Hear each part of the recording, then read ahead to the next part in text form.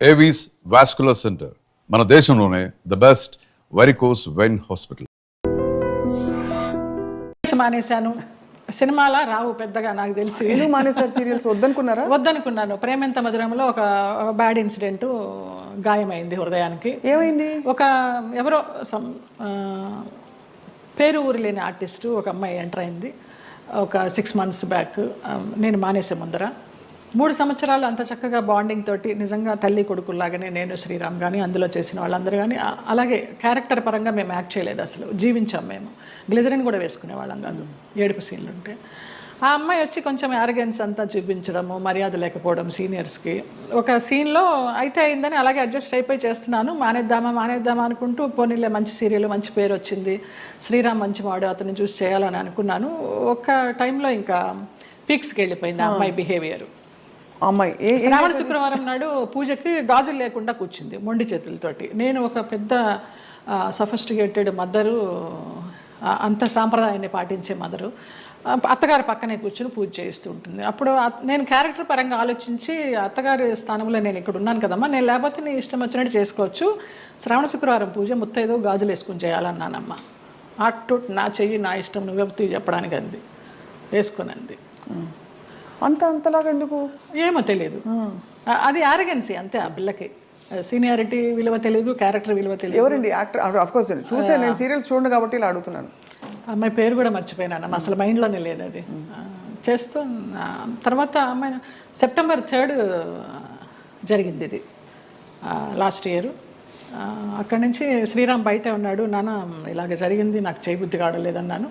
నీ ఇష్టం అమ్మ, నీకు ఇష్టం లేకపోతే మానే అన్నాడు. కారు ఇచ్చాడు, ఎక్కాను, వచ్చేసాను, అంతే. అక్కడ బహుశా మీ ప్రయాణం అయిపోయిందేమో అంతే. అలా ఇలా ఈ సంఘటన ద్వారా అలా కొంచెము అయిష్టంగానే చేస్తున్నాము, ఇష్టం లేకుండా. ఆ క్యారెక్టర్కి కూడా ఇంపార్టెన్స్ తగ్గడము, ఆ ఫీల్ కూడా రావడల్లా చేస్తుంటే. డైరెక్టర్ గారితో అనేదాన్ని, ఇంతకు ముందర ఫీల్తో చేసేవాళ్ళం అండి, ఇప్పుడు రావడం లేదనేసి. డైరెక్టర్ మారిపోయాడు వెంకట్ అని, అతను చాలా ఇష్టము, చాలా మంచి టెక్నీషియన్. సరే, ఆ యూనిట్ నుంచి బయటకు వచ్చారు, వేరే యూనిట్ ఎవరైనా ఆఫర్ చేస్తే ఎందుకు చేయకూడదు? వద్దనిపించిందమ్మా, ఇంకా అసలు నాకు సీరియల్స్ వద్దు. అంటే నేను ఆ గంగిరెద్దులాగా అలంకరించుకోవడము, రోజుకి అన్ని డ్రెస్ చేంజ్లు, పొద్దు నుంచి నైట్ వరకు టైం లేకుండా. 12 hours అండి కాల్ షీట్. పంపించరమ్మా. నేను తొందరగా వెళ్ళిపోతానంటే, అమ్మ సీనియర్వి నువ్వే వెళ్ళిపోతానంటే మిగతా వాళ్ళందరూ కూడా వెళ్ళిపోతారు. అందులో సీరియల్స్ లో బాగా పిండేస్తారు కదా. నరకం. ఎన్ని సీరియల్స్ చేశానో అన్ని సీరియల్స్ అన్నం పెట్టినాయి, కాదని లేదు, కానీ వద్దనిపించింది. ఇంకెవరికి పెట్టాలి, నేను వద్దు. మంచి సినిమాలు ఏమైనా వస్తే చిన్న చితక సినిమాలు చేసుకుందాము, లేదా కృష్ణారామాని యాత్రలు చేద్దాము, ఉన్నది పెట్టుకొని ఉన్నంత వరకు. తర్వాత భగవంతుడు చూసుకుంటాడు, అంతే. అక్క వీళ్ళందరూ టచ్లో ఉంటారా? ఎప్పుడు టచ్లో ఉంటారు. అబ్దికానికి, నాన్న అబ్దికానికి చెన్నై వెళుతూ ఉంటాము. 2 అన్నయ్యలు అక్కడే ఉన్నారు, అందరం కలివిడిగానే ఉంటాం. 3 చెల్లెళ్ళు, 2 అన్నదమ్ములు. సరే, మీకు మీ ప్రయాణం ఇలా రాసుందని మీరు సరిపెట్టుకున్నారు, అది మీ గొప్పతనం. అంతే. నా గొప్పతనం కాదు, నాకు దేవుడిచ్చిన వరం అది. నా గొప్పతనం ఏం లేదు. మరి ఇప్పుడు మీకు జీవితం గడవడానికి, యాత్రలు చేయడానికి, మనం శేష జీవితం గడపడానికి కంఫర్టబుల్గా ఫైనాన్షియల్గా? శేష జీవితం వరకు ఉందని నేను చెప్పలేను, ఇప్పటికీ ఉంది. ఈ ప్రేమెంత మధురం చేసిన దాని తాలూకా అది కొంచెం ఉంది.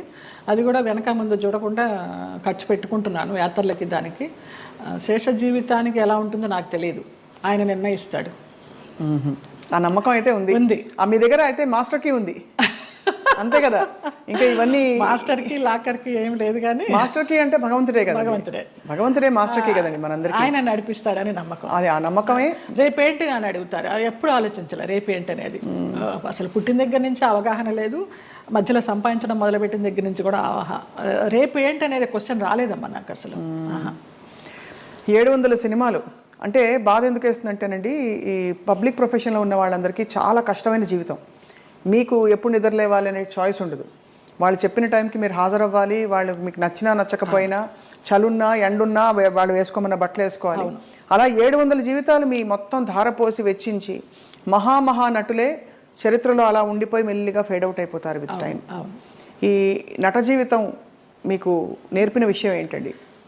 ఫేమ్ ఉంటేనే ఏదైనా జనాల్లో, ఏదైనా లేకపోతే ఉందా లేదా అనేది కూడా వాళ్ళకి తెలియదు. ఎందుకంటే పెద్ద నటులు కూడా చాలా కష్టాలు పడ్డారు. అందరూ మీకు ఉన్న సంపద మీరు అన్నట్టుగా ఆధ్యాత్మికంగా మీరు మలుచుకొని ఒక గౌరవంతో ఆత్మాభిమానంతో కొనసాగిస్తారు జయలలిత గారు. చాలా మనసుకి ముచ్చటగా ఎంత ఇన్స్పైరింగ్గా ఉందో చెప్పలేని మాటలు.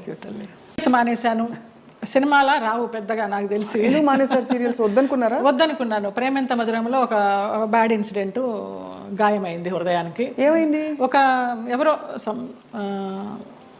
పేరు ఊరు లేని ఆర్టిస్టు ఒక అమ్మాయి ఎంటర్ అయింది ఒక 6 months బ్యాక్. నేను మానేసే ముందర 3 సంవత్సరాలు అంత చక్కగా బాండింగ్ తోటి నిజంగా తల్లి కొడుకుల్లాగానే నేను, శ్రీరామ్ కానీ అందులో చేసిన వాళ్ళందరూ కానీ అలాగే క్యారెక్టర్ పరంగా మేము యాక్ట్ చేయలేదు, అసలు జీవించాం మేము. గ్లిజరిన్ కూడా వేసుకునే వాళ్ళం కాదు ఏడుపు సీన్లు ఉంటే. ఆ అమ్మాయి వచ్చి కొంచెం యారగెన్స్ అంతా చూపించడము, మర్యాద లేకపోవడం సీనియర్స్కి. ఒక సీన్లో అయితే అయిందని అలాగే అడ్జస్ట్ అయిపోయి చేస్తున్నాను. మానేద్దామా అనుకుంటూ పోనీలే మంచి సీరియల్, మంచి పేరు వచ్చింది, శ్రీరామ్ మంచివాడు, అతన్ని చూసి చేయాలని అనుకున్నాను. ఒక టైంలో ఇంకా పీక్స్కి వెళ్ళిపోయింది ఆ అమ్మాయి బిహేవియర్.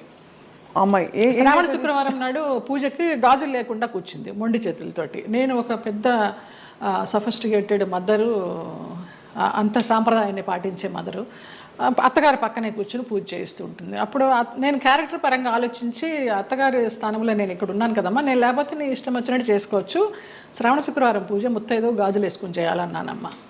అటు నా చెయ్యి నా ఇష్టం నువ్వెప్పుడు చెప్పడానికి అంది, వేసుకుని అంది. అంతలాగా ఎందుకు ఏమో తెలియదు, అది ఆరగెన్సీ అంతే. ఆ పిల్లకి సీనియారిటీ విలువ తెలియదు, క్యారెక్టర్ విలువ తెలియదు. ఎవరండి యాక్టర్? ఆఫ్ కోర్స్ చూసే నేను సీరియల్స్ చూడండి కాబట్టి ఇలా అడుగుతున్నాను. అమ్మాయి పేరు కూడా మర్చిపోయినాను, అసలు మైండ్లోనే లేదు అది. చేస్తూ తర్వాత అమ్మాయి September 3 జరిగింది ఇది, లాస్ట్ ఇయర్. అక్కడి నుంచి శ్రీరామ్ బయటే ఉన్నాడు. నాన్న ఇలాగ జరిగింది, నాకు చేయబుద్ధి కావడలేదన్నాను. నీ ఇష్టమమ్మా, నీకు ఇష్టం లేకపోతే మానే అన్నాడు. కారు ఇచ్చాడు, ఎక్కాను, వచ్చేసాను, అంతే.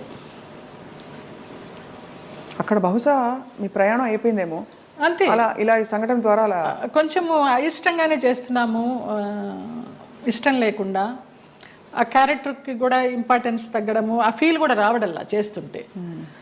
డైరెక్టర్ గారితో అనేదాన్ని, ఇంతకు ముందర ఫీల్తో చేసేవాళ్ళం అండి, ఇప్పుడు రావడం లేదనేసి. డైరెక్టర్ మారిపోయాడు వెంకట్ అని, అతను చాలా ఇష్టము, చాలా మంచి టెక్నీషియన్. సరే, ఆ యూనిట్ నుంచి బయటకు వచ్చారు, వేరే యూనిట్ ఎవరైనా ఆఫర్ చేస్తే ఎందుకు చేయకూడదు? వద్దనిపించిందమ్మా, ఇంక అసలు నాకు సీరియల్స్ వద్దు. అంటే నేను ఆ గంగిరెద్దులాగా అలంకరించుకోవడము, రోజుకి అన్ని డ్రెస్ చేంజ్లు, పొద్దు నుంచి నైట్ వరకు టైం లేకుండా. 12 hours అండి కాల్ షీట్. పంపించరమ్మా. నేను తొందరగా వెళ్ళిపోతానంటే, అమ్మ సీనియర్వి నువ్వే వెళ్ళిపోతానంటే మిగతా వాళ్ళందరూ కూడా వెళ్ళిపోతారు. అందులో సీరియల్స్ లో బాగా పిండేస్తారు కదా. నరకం. ఎన్ని సీరియల్స్ చేశానో అన్ని సీరియల్స్ అన్నం పెట్టినాయి, కాదని లేదు. కానీ వద్దనిపించింది, ఇంకెవరికి పెట్టాలి, నేను వద్దు. మంచి సినిమాలు ఏమన్నా వస్తే చిన్న చితక సినిమాలు చేసుకుందాము, లేదా కృష్ణారామాని యాత్రలు చేద్దాము, ఉన్నది పెట్టుకొని ఉన్నంత వరకు. తర్వాత భగవంతుడు చూసుకుంటాడు, అంతే. అక్క వీళ్ళందరూ టచ్లో ఉంటారా? ఎప్పుడు టచ్లో ఉంటారు. అబ్దికానికి, నాన్న అబ్దికానికి చెన్నై వెళుతూ ఉంటాము. 2 అన్నయ్యలు అక్కడే ఉన్నారు, అందరం కలివిడిగానే ఉంటాం. 3 చెల్లెళ్ళు, 2 అన్నదమ్ములు. సరే, మీకు మీ ప్రయాణం ఇలా రాసుందని మీరు సరిపెట్టుకున్నారు, అది మీ గొప్పతనం. అంతే. నా గొప్పతనం కాదు, నాకు దేవుడిచ్చిన వరం అది. నా గొప్పతనం ఏం లేదు. మరి ఇప్పుడు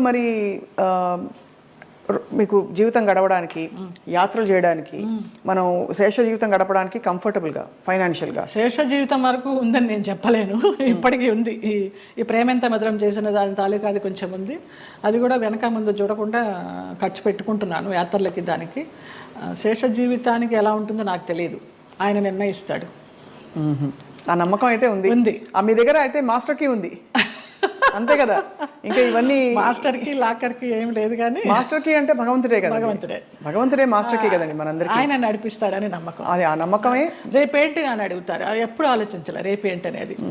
అసలు పుట్టిన దగ్గర నుంచి అవగాహన లేదు, మధ్యలో సంపాదించడం మొదలుపెట్టిన దగ్గర నుంచి కూడా రేపు ఏంటి అనేది క్వశ్చన్ రాలేదమ్మా నాకు అసలు. 700 సినిమాలు అంటే బాధ ఎందుకు వేస్తుందంటేనండి, ఈ పబ్లిక్ ప్రొఫెషన్లో ఉన్న వాళ్ళందరికీ చాలా కష్టమైన జీవితం. మీకు ఎప్పుడు నిద్రలేవాలి అనే చాయిస్ ఉండదు. వాళ్ళు చెప్పిన టైంకి మీరు హాజరవ్వాలి, వాళ్ళు మీకు నచ్చినా నచ్చకపోయినా, చలున్నా ఎండున్నా వాళ్ళు వేసుకోమన్న బట్టలు వేసుకోవాలి. అలా 700 జీవితాలు మీ మొత్తం ధారపోసి వెచ్చించి మహా నటులే చరిత్రలో అలా ఉండిపోయి మెల్లిగా ఫేడ్ అవుట్ అయిపోతారు విత్ టైం. ఈ నట జీవితం మీకు నేర్పిన విషయం ఏంటండి? ఫేమ్ ఉంటేనే ఏదైనా జనాల్లో ఏదైనా, లేకపోతే ఉందా లేదా అనేది కూడా వాళ్ళకి తెలియదు. ఎందుకంటే పెద్ద పెద్ద నటులు కూడా చాలా కష్టాలు పడ్డారు. అందరూ మీకు ఉన్న సంపద మీరు అన్నట్టుగా ఆధ్యాత్మికంగా మీరు మలుచుకుని ఒక గౌరవంతో ఆత్మాభిమానంతో కొనసాగిస్తున్నారు జయలలిత గారు. చాలా మనసుకి ముచ్చటగా ఎంత ఇన్స్పైరింగ్గా ఉందో చెప్పలేని మాటలు. తీసుకో, నువ్వు కట్టుకో, ఎలాంటి ఫ్రెండ్స్ ఎన్నో అలాంటివి ఎన్నో. నేను రాగినికి ఎన్ని ఇస్తాను చీరల నగలు, పాపం పాడైపోయినవి కూడా అది మళ్ళీ రిపేర్ చేసుకుని అక్క నువ్వు ఇచ్చింది చూడు ఎంత బాగుందో కట్టుకున్నాను అంటుంది. అలాంటిదే తప్పించి నువ్వు కట్టుకుని ఇప్పేసిన చీర నాకు ఇస్తావేంటి అలాంటివి ఏం లేదు. ముందర అడుగుతుంది అక్కలకి ఆ వదిలినకి చీరలు తీస్తున్నాను అంటే అక్క నన్ను గుర్తుపెట్టుకో నాకు కూడా ఇవ్వంటుంది. అలా చాలా మందికి ఇచ్చిన సందర్భాలు ఉన్నాయి. సో 90వ దశకం ఆరంభంలో మీకు మ్యారేజ్ ఫెయిల్ అయిన తర్వాత దాదాపు మీరు ఒంటరి ప్రయాణం. ఒంటరి ప్రయాణం. అమ్మ నాన్న వాళ్ళు? అమ్మ నాన్న 99లో అమ్మ పోయింది, 2005లో నాన్న పోయారు. తర్వాత 2003లో నేను హైదరాబాద్ షిఫ్ట్ అయ్యాను. అక్కడ ఉన్న ఒక ఇల్లు అమ్మేసి అక్కల అన్నలు అందరూ వేరే వేరే కాపురాలు పెట్టేసుకున్నారు.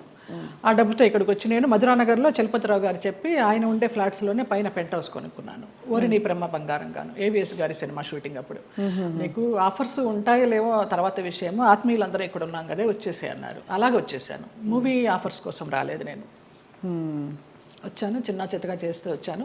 2007లో చిట్టిబాబు గారు, మన రాజబాబు గారు తమ్ముడు, వాళ్ళు ల్యాండ్ ఓనర్స్, ఈ ల్యాండ్ ఓనర్స్ ఇక్కడ కడుతున్నారు బాగుంది చూడు అనేసి అంటే వచ్చాను, నచ్చింది, వాస్తు అది బాగుంది, కొనేసుకున్నాను. ఇంకా 2007 నుంచి ఇక్కడే. చాలా అద్భుతంగా మెయింటైన్ చేస్తున్నారు మీరు. అంటే ఎక్కడ కూడా ఇది పాత అపార్ట్మెంట్ కొత్త అపార్ట్మెంట్ లాగే అనిపిస్తుంది. మోడల్ అండ్ అలాగే ఇంటీరియర్స్ చేయించడం. ఇంటీరియర్స్ అంతా మీ టేస్టేనా? అబ్బాయి నాకు అసలు టేస్ట్ అనేది లేదు. అయ్యో అంత గుడ్డెద్దు చేయలో పడ్డట్టేనమ్మా. ఏదో చేసుకుంటాము, అందరూ వచ్చి బాగుంది అంటారు. దానికోసం టైం వెచ్చించి ఇది చేస్తే ఎలా ఉంటుంది, ఇది చేస్తే ఎలా ఉంటుంది, ఆ థాట్ లేదు, ఆ ఓపిక లేదు. సో అలా మరి జీవితం అలా నడుస్తూ మీరు వచ్చారు. మధ్యలో మీరు శరత్ బాబు గారు ఒక అది మనసు బంధం అని చెప్పచ్చా? మనసు బంధమే. నేను బాగా అనుకున్నాను, ఆయన కొంచెం అనుకుని వదిలేశారు. ఇప్పుడు ఆయన ఉన్నా కూడా చెప్పేదాన్నేమో, లేరు కాబట్టి ఇంకా ఫ్రాంక్గా చెప్తాను. ఆయనతోనే యాత్రలన్నీ చేశాను. మహానుభావుడు, దేవుడు నాకు ఒక గైడ్ని పంపించాడు అనుకున్నాను, లేకపోతే నేను అన్ని యాత్రలు చేసేదాన్ని. చాలా చాలా మంచి వ్యక్తి, అందులో ఏమీ సందేహం లేదు. ఒకరు రూపాయి తినరు, ఒకరికి పెట్టరు. ఆయన ఫ్యామిలీ వరకు ఆయన చూసుకుంటారు కానివ్వండి, అది లేదు, ఆ గుణం లేదు. ఆ టైంలో మిమ్మల్ని వివాహం చేసుకునే టైంలో కొంతమంది ఇండస్ట్రీ ప్రముఖులే ఆపారు ఆయన్ని, లేకపోతే మీ ఇద్దరు తెలుసు పెళ్ళయి సెటిల్ అయ్యేవారు కూడా అంట. నిజం. చాలా ఆలోచనలు చేశాము, ఒక బిడ్డను కూడా కందామని ఆలోచన చేశాము, దానికి అన్ని ప్లానింగ్స్ వేసుకున్నాము. తర్వాత ఆయన ఆలోచిస్తూ ఉంటారు, సంవత్సరాల తరబడి ఆలోచిస్తూ ఉంటారు. ఒక విషయం చెప్తే ఒక 100 రకాలుగా ఆలోచించి, లలిత ఇలా వద్దేమో అలా వద్దేమో, మనం ఎవరన్నా కానీ వాళ్ళు మన ఇద్దరం పోయామనుకో అమ్మాయిని ఆస్తి కోసం ఏమన్నా చేస్తారేమో, ఇలాగంతా కూడా చెప్పేవారు. నేను చాలా ఫ్రాంక్గా ఫస్ట్ టైం చెప్తున్నాను. నేను వాళ్ళ ఫ్యామిలీ మెంబర్స్ నేనేమి లెక్క చేసేది లేదు. వాళ్ళ ఫ్యామిలీ మెంబర్స్లో ఒక తమ్ముడు నాతో చాలా క్లోజ్గా ఉంటాడు, ఒక తమ్ముడు ఫ్యామిలీ.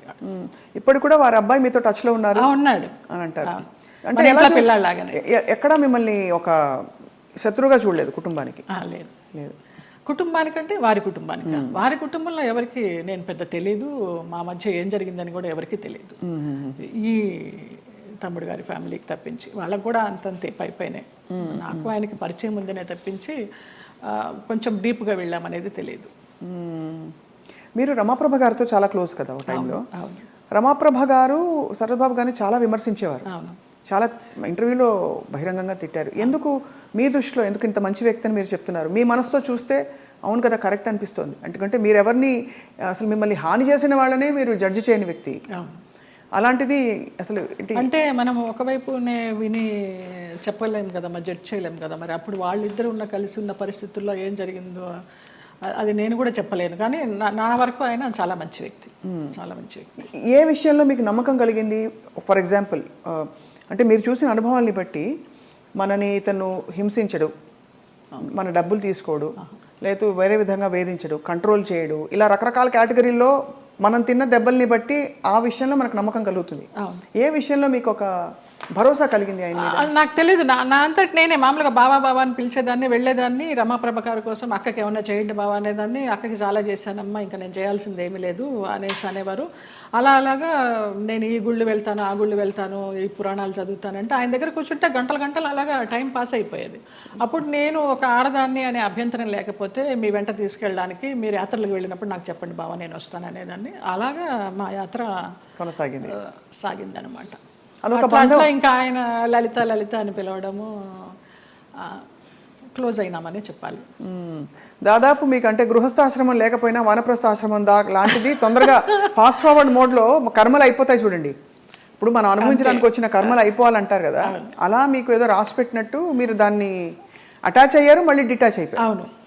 ఆయన ఒక్క విషయంలో బాధపడుతున్నప్పుడు ఈ చిట్టిబాబు గారు వాళ్ళే చెప్పారు, పోనీలే నీకు భగవంతుడు ఆయన్ని గైడ్ కింద పంపించాడు నువ్వు యాత్రలు చేయడానికి, ఆయన పోయినప్పుడు బాధపడితే మంచి వ్యక్తి వెళ్ళిపోయారు అనేసి అన్నారు. ఇంకా అప్పటితో ఆ ఆలోచన కూడా లేదు. ఇంకా వెళ్ళాను, హాస్పిటల్కి వెళ్ళేదాన్ని, చూసేదాన్ని, అసలు మన సృహలోనే లేరు. లాస్ట్ ఇయర్ February 14th నాడు, వ్యాలంటైన్స్ డే నాడు హాస్పిటలైజ్డ్ అయిన మనిషి May 21st నాడు పోయినారు.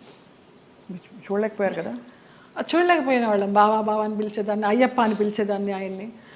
ఆయన ఆధ్వర్యంలో ఇరుముడి కట్టుకుని నేను మండలం రోజులు అయ్యప్ప దీక్ష చేసి అయ్యప్పకే వెళ్ళాను. ఆయనతో వెళ్ళాలనుకున్నాను కానీ వెళ్ళలేకపోయినాను, నేను విడిగా వెళ్ళాను. అప్పుడు నేను ఇరుముడి కట్టుకునేటప్పుడు ఆయనే చెప్పారు నాకు మంత్రాలన్నీ. అట్లా అయ్యప్ప అని నా ఫోన్లో కూడా తత్వమసి అని ఫీడ్ అయి ఉంటుంది ఆయన పేరు, అయ్యప్ప తత్వమసి. అంటే ఎంత మీరు మనసులో ఆయనకి చాలా చాలా ఆరాధించాను. ఆయనకి సేవ చేసుకుంటూ అలా ఉండిపోవాలనుకున్నాను, బట్ భగవంతుడు పడనిలా. లేదు, రుణం లేదు. అది అంతేనండి బంధాలు, బంధాలు అంతేనా? మరి అంతే అనుకోవాలి. రుణం ఉన్నంత వరకు మనం కలిసి ఉంటాం, తర్వాత అంతే. కూడబెట్టిన పుట్టిన వాళ్ళు మన బిడ్డలే. అలాంటప్పుడు ఇంకా బయట నుంచి ఎక్కడో వచ్చిన వాళ్ళు ఆ రుణం ఉన్నంత వరకే ఉంటారు. అది రుణాన్ని బంధ రూపేణ పశుపత్ని సుతాలయ. సో మరి ఉన్నంతకాలం కష్టపడి ఉంటే దాన్ని ఎలా చూడాలి? రుణం ఉంది కాబట్టి నాకు కష్టాలు పెట్టాడు, కష్టాలు పడదాం అనుకోవాలా, లేకపోతే? అంతే, పడాలి. కష్టాలని భరించే శక్తిని ఇవ్వమని కోరుకుంటా నేను. నువ్వు కష్టాలను ఇచ్చావు, భరించే శక్తి నువ్వు, అదే కోరుకుంటా ఎప్పుడు. మరి ఎప్పుడు ఇది సరికాదు, సవ్యం కాదని ఇప్పుడు చాలామంది ఆడపిల్లలు, మీకు అయిన ఎక్స్పీరియన్స్, మీ పెళ్లిలో 6 నెలలలో ఒక హింస, ఒక ఎక్స్‌ప్లాయిటేషన్ ఉంది, బయటకు వచ్చేయాలని ఆలోచించిన పరిస్థితుల్లో ఎప్పుడు బయటికి రావాలనే స్ఫురణ ఎలా కలుగుతుంది? బికాజ్ భరిస్తాం, సర్దుకుంటాయన్న హోప్ ఉంటుంది. ఆ స్ఫురణ ఏం చెప్పిన మాట వినాలని మీ గైడెన్స్ అడుగుతున్నాం. మీరు డైరెక్ట్గా పడ్డ వ్యక్తి కాబట్టి మీకు అర్థమైంది కదా ప్రశ్న. అది మన రాతలో ఉంటుంది, ఏదో అదృశ్యవాణి చెప్తుంది మనకి, భరించావు చాలు, ఇంకా ఇది చెయ్యి, ఇది చెయ్యి అని గైడెన్స్ వచ్చేస్తుంది అని. నాకు బ్లైండ్గా వెళ్తాను నేను, అంతే. అంతే, అంత డీప్గా వెళ్ళి నాలెడ్జబుల్గా చెప్పాలంటే నాకు తెలియదు, కానీ అనిపిస్తుంది, మనకే అనిపిస్తుంది. ఇంకా ఆ టైం అయిపోతుందని అనిపించినప్పుడు అది ఆటోమేటిక్గా వస్తుందని నేను అనుకుంటున్నాను. ఎంత ఇవాల్వ్ అయ్యారు మీరు స్పిరిచువల్గా, ఎన్ని కష్టాలు పడినా కూడా ఎంత పరిణితి తెచ్చుకున్నారు మీరు, అంటే జీవిత ప్రయాణంలో. నేను కేరళ డీటాక్స్కి వెళ్ళినప్పుడు కూడా 14 days ఒంటరిగా ఉన్నాను. అప్పుడు నా లైఫ్ స్టైల్ మారిపోయిందమ్మా, మైండ్ సెట్ కానీ లైఫ్ స్టైల్ కానీ. ఎంత భయస్తురాల్లో నేను, చిన్న విషయానికి భయపడిపోతే, ఎక్కడన్నా నొప్పి వస్తే, ఇక్కడ నొప్పి వస్తే బ్రెస్ట్ క్యాన్సర్ ఏమో, ఇక్కడ నొప్పి వస్తే అపెండిసైటిస్ ఏమో అని అస్సలు లేదు. ముక్తినాథి నడిచి దిగాను -degreesలో మొన్న. అవునా? మొన్న రీసెంట్గా. కానీ నిజానికి మీరు కథానాయికగానే మొదలు పెట్టారు కదా? అవును, ఈ పోరాట మార్పు కోసం కథానాయిక. అవును, బట్ ఆ తర్వాత మీరు అనేది హీరోయిన్ క్యారెక్టర్స్ రాలేదు? ఏమీ రాలేదు. ఆ సినిమా ఏదైతే వస్తుందనుకున్నానో అది పోయింది. ఆ సినిమా టైంలో, ఈ పోరాట మార్పు కోసం సినిమా టైంలో సాంగ్స్ కోసం విజయ గార్డెన్స్కి వెళ్ళినప్పుడు ఆ ప్రొడ్యూసర్స్ చూడడము, హీరోయిన్ ఛాన్స్ ఇస్తామనడము, మెయిన్ క్యారెక్టర్ వాళ్ళు ఇవ్వకపోవడం, మెడ్రాస్ షిఫ్ట్ చేసి. అదే టైంలో నానా మలయాళం మ్యాగజైన్ వాళ్ళు నన్ను చూసి బాగుంది అమ్మాయి మలయాళానికి హీరోయిన్గా పనికొస్తుంది అనేసి వాళ్ళు నానా మ్యాగజైన్లో ఇంటర్వ్యూ తీసుకోవడము, అలాగా మలయాళం మూవీస్కి వెళ్ళడం జరిగిందనమాట.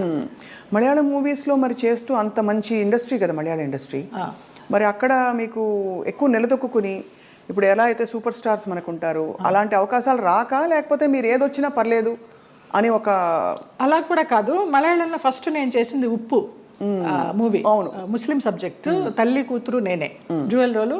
నాకు దానికి Kerala best actress state award కూడా వచ్చింది. అవును అవును.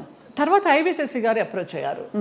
అప్రోచ్ అయితే మంచి డైరెక్టర్. అప్పుడు అంటే తెలియదు మనకి ఎలా ఉంటుంది, ఊరికే అవుట్లైన్ చెప్తారు కానివ్వండి, మంచి గ్లామర్ రోలు కమల్ హాసన్ గారి పక్కన అనేసరికి చాలా ఆనందంగా ఉంటాం కదా. ఫస్ట్లోనే కమల్ హాసన్ గారి పక్కన ఉలగ నాయగన్ ఆయన పక్కన వచ్చింది అని, ఆ ముగ్గురు హీరోయిన్లు శోభన, గీత, నువ్వు అని చెప్పారు. ఓకే అనేసి ఒప్పేసుకున్నాను. అది కట్ చేస్తే విలన్ వైఫ్ వ్యాంపిష్. దాని తర్వాత రామానాయుడు గారు ఇంద్రుడు చంద్రుడిలో కమల్ హాసన్ గారి సెక్రటరీగా ఎవరు బాగుంటారంటే కమల్ హాసన్ గారు నన్ను రికమెండ్ చేశారు. ఆ అమ్మాయి ఎవరో చేసింది జయలలిత, చాలా బాగుంది, ఆ అమ్మాయిని పెట్టండి అని. అలాగే ఇంద్రుడు చంద్రుడిలో కూడా ఒక టైప్ ఆఫ్ వ్యాంప్ అలా అలా కంటిన్యూ అయిపోయినాయి. కానీ శృతిలయల్లో ఒక పాంచాలి క్యారెక్టర్ కానీ, రాజశేఖర్ని మాయ చేసి అతని చేత ప్రోగ్రామ్స్ ఇప్పించి కమిషన్లు అవి తీసుకుని ఆ టచ్ ఉన్నవే వచ్చినాయి అన్నీ నాకు. ఒకలా చూస్తే దానికి ఒక ప్రత్యేక స్థానం ఉంది, అదేం తక్కువని కాదు. కానీ కాదు, అప్పట్లో కాలంలో ఎల్వి జయలక్ష్మి గారు వాళ్ళు ఎంత బాగా చేసేవారు అది. కానీ అది స్వర్ణయుగం, దానికి తగ్గట్టుగా వాళ్ళు అంత ఎలివేట్ అయ్యారు. ఇంకా కొంచెం కొంచెం రాను రాను వెండి యుగాలు, ఈ రాగి యుగాలు ఇవన్నీ వచ్చేసరికి అప్పుడు వాళ్ళు డాన్సర్స్ చేసిన, వ్యాంప్ చేసిన, హీరోయిన్స్ చేశారు, అన్నీ చేశారు. ఆ డైరెక్టర్స్ అంత క్రియేటివిటీ ఉన్న డైరెక్టర్స్. ఇప్పుడు వాళ్ళు కాదని చెప్పడం లేదు, వాళ్ళు ధైర్యం చేసి అన్ని రకాల క్యారెక్టర్లు ఇచ్చేవారు ఒక ఆర్టిస్ట్కి. గిరిజ గారు మామూలుగా కమెడియన్ చేసి నాగేశ్వరరావు గారి పక్కన హీరోయిన్ చేయలేదా? అలా మా తరానికి వచ్చేసరికి వ్యాంప్ అంటే వ్యాంపే, చెల్లెలంటే చెల్లెలే, అలాగైపోయింది. సరే ఏదో ఒకటి, మనకి కళారంగం మనల్ని ఆదరించింది, అభిమానంగా పిలుస్తున్నారు, మన కుటుంబాన్ని పోషిస్తోంది అనే ఒక సద్బుద్ధితోనూ ఒక మంచితనంతోనే అలా నెట్టుకొచ్చేసారు. గెట్ ఆన్ అవుట్ వచ్చి, అంటే దాదాపు జీవితం నిర్ణయించిన విషయాలని మీరు స్వీకరిస్తూ ఒక నదిలా ప్రవహిస్తూ వచ్చేసారు. అంతే. అది కొంచెం మెచ్యూరిటీ వచ్చిన తర్వాత ఇంకా ఇది కర్మ సిద్ధాంతాన్ని నమ్మడం అలవాటు చేసుకున్న తర్వాత మనకి ఏది ప్రాప్తమో అదే, ఏది రావాలో అదే వస్తుంది, ఎప్పుడు రావాలో అప్పుడే వస్తుంది అన్న తర్వాత మనసుకి చాలా ప్రశాంతంగా హాయిగా ఉంది.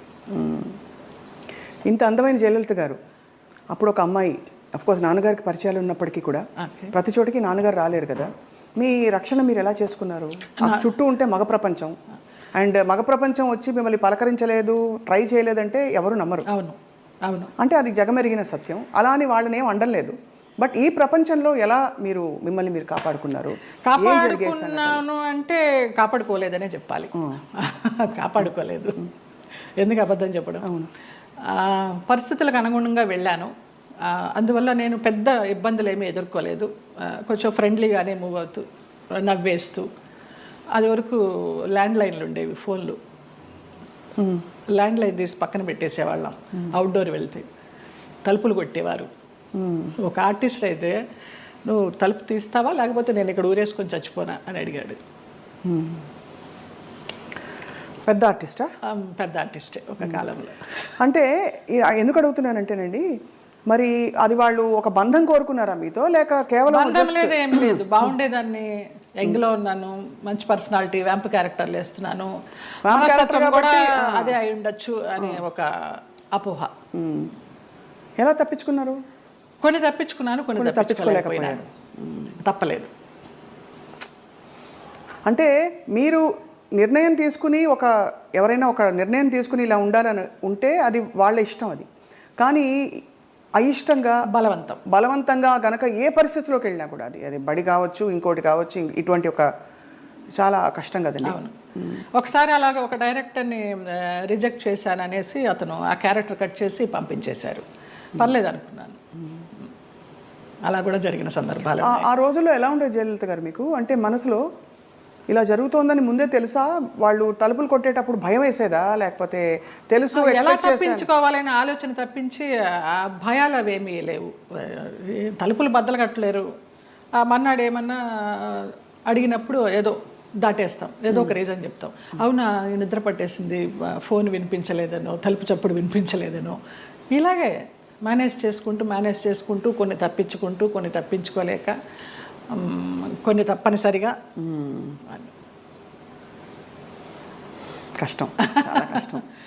అయితే కష్టమని అనుకోలేదు. అంటే ఒకసారి పోయినా 100 సార్లు పోయినా పోయింది అంతే.